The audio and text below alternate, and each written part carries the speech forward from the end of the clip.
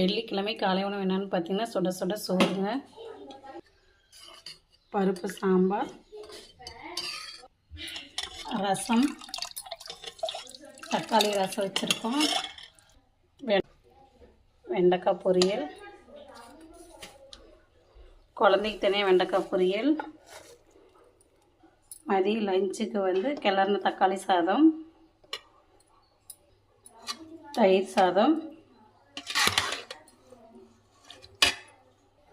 தொட்டுக்கிறதுக்கு ஊறுகாய் வச்சுருக்கோங்க.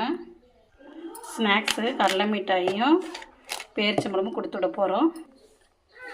குழந்தையோட ஸ்நாக்ஸு கடலை மிட்டாய், தாமரை விதை, பிஸ்தா, ஒரு வால்நட் வச்சுருக்கோங்க. வாங்க சாப்பிட்லாம்.